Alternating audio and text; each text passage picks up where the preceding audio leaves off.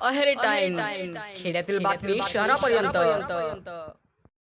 अहेरीपासून अवघ्या 5 किलोमीटरवरील चेरपल्ली गावाकडे जाणारा रस्ता पूर्णपणे उखडला आहे. डांबरीकरण नष्ट होऊन गिट्टी बाहेर आली आहे.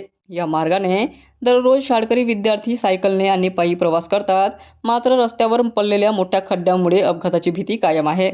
पावसाळ्यात या खड्ड्यांमध्ये पाणी साचल्याने खड्ड्यांचा अंदाज येत नाही. त्यामुळे दुचाकी, चारचाकी आणि ऑटो चालकांनाही मोठा त्रास सहन करावा लागतोय. गावकऱ्यांच्या मागणीनंतर हा रस्ता नगरपंचायतीकडे हस्तांतरित करण्यात आला होता. मात्र त्यानंतरही दुरुस्तीचे कोणतेही काम झाले नसल्याने नागरिकांमध्ये तीव्र नाराजी आहे. यावर ग्रामस्थ चांदणी कोंडागुर्ले म्हणतात, गेल्या अनेक वर्षांपासून चिरपल्ली रस्त्याची अवस्था अत्यंत बिकट झाली आहे. या मार्गाने आमची लहान मुले बामणी येथील जिल्हा परिषद शाळेत सायकलने किंवा पायी जातात. मोठमोठे खड्डे पडल्याने अपघाताची भीती आहे. प्रशासनाने तातडीने रस्त्याची दुरुस्ती करावी अशी ते यावेळी म्हटले आहे. दरम्यान इंदाराम मार्गाची ही अवस्था तितकीच गंभीर झाली आहे.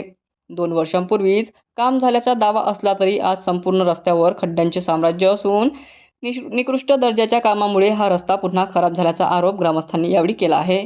यावर ग्रामस्थ सुरेंद्र गर्गम म्हणतात, इंदाराम मार्गाचे काम अवघ्या 2 वर्षांपूर्वी झाले, पण निकृष्ट दर्जामुळे रस्ता पूर्णपणे खराब झाला आहे. पावसाळ्यात खड्ड्यांमध्ये पाणी साचल्याने दररोज अपघाताची भीती असते. संबंधित विभागाने तातडीने दुरुस्ती करावी असे ते यावेळी बोलले आहे.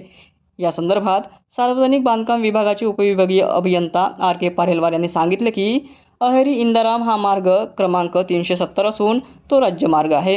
सुमारे 3 किलोमीटरच्या रस्त्याच्या कामाचा प्रस्ताव सन 2022-23 पासून दरवर्षी अर्थसंकल्पात समाविष्ट करण्यासाठी पाठवण्यात येत आहे. मात्र अद्याप प्रशासकीय मंजुरी मिळालेली नाही.